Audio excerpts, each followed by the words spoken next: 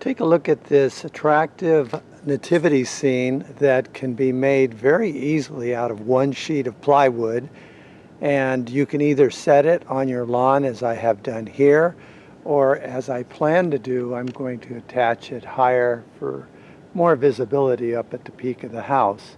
So if you think you might like an idea of making one of these, I think you can bring it in under $50, including the paint.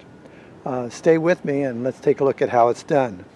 Hi, this season I decided to try to make a nativity scene for my Christmas lawn display. And I did this because it was really hard to find anything that was related to the nativity in the big box stores. Everything was Santa Claus, reindeers, and Frosty the Snowman, and Darth Vader. So I wanted to go back to a more traditional look. And looking around, I thought, why don't I just cut it out myself? So in order to do this, I want to just give some tips today on how to make a pretty attractive lawn or house display nativity scene with wise men, Mary, Joseph, and Jesus, all included. And in order to do this, a couple of things that you're going to need. I would recommend, I went to Home Depot and I got 3/4 inch plywood. I got plywood that was specially glued for outdoor use, and that's an important thing to do. And then when you're getting plywood, make sure you look at it. One side is probably going to be bad, but you want at least one side to be finished with a nice sheet of ply on there. And another thing to look for is the edges. Look to see if the edges have any gaps in them where wood is missing, because that's all going to be very porous to rain and moisture outdoors. You can see on these there's a couple little spots where I had a little bit of gapping, and I was able to take care of any of those spots with a little bit of this latex caulking, and I just filled it in and then painted over it.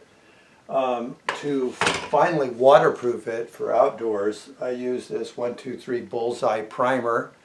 And then I followed it up with an outdoor satin finish, bright white paint and primer included from Home Depot. This came to about 15 bucks. Now there's two ways that you can put these up. I'm going to plan to put them up high on my house, and I'm just going to take wood screws and go right into my fascia with it.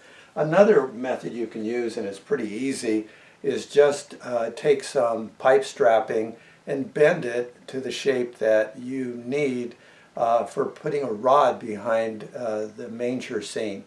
And I think the most inexpensive thing you can use is just get some rebar and take that rebar and push it down into your lawn. And on the back side you can have brackets that will hold up your scene very nicely for the season.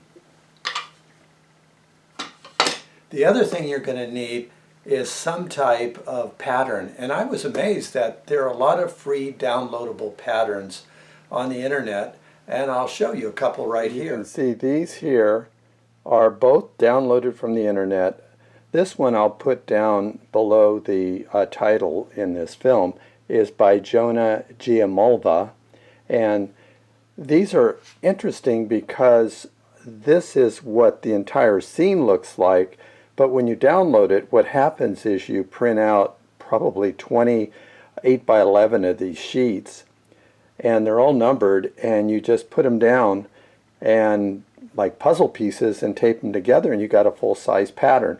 Now once you get that full-size pattern, you have a little problem. How do you get this pattern onto the wood?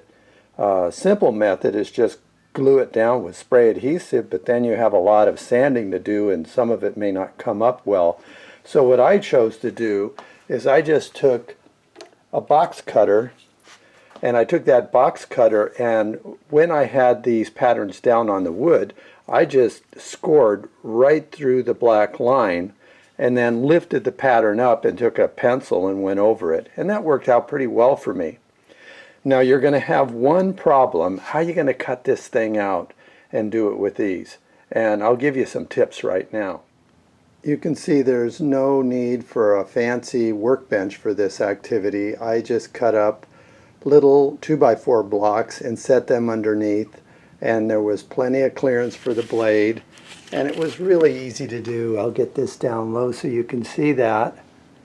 And that did the trick for me. There's two possibilities for making these scrolling cuts on plywood.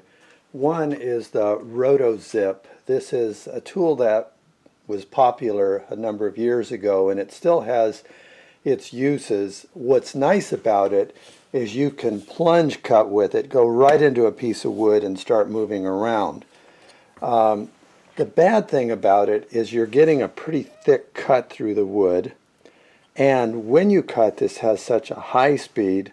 The noise is terrific, but the high speed also seems to pull out some of these plies on the wood. If you look at the edge of this, you can see some of these plies were pulled right out. So after using this, it worked well on these curving cuts. It went around there fine, but it did a lot of damage to the wood. After going around this part, I chose to go to the good old portable jigsaw. And this jigsaw worked fine. I used a 3/16" blade, and there it is. And it's a little bit burned now, but this is a blade that's made for fine cutting, and it doesn't leave a burr on the bottom or the top of the wood, and it cut really well, and you can see it's narrow enough to do scrolling cuts. Now, when you're making those cuts, here's a little warning for you. It's going to be very difficult to make a turn like this with this bit. It's going to burn and smoke and do a lot of things in this turn. So I suggest do some relief cutting. If you're not sure what relief cutting is, I'll give you a quick demo right now. If you take a look at this cut, I would have to come down here into this point, and there is no way I'm going to be able to turn that and come out. But a way to simply deal with that is by taking your saw, and remember, whenever you're making a turn, you push down hard, hold it down, and then I'll go ahead and take you through.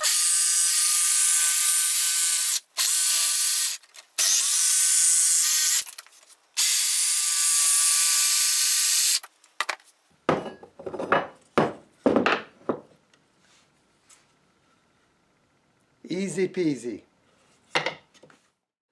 I hope you might be inspired to try making your own nativity scene.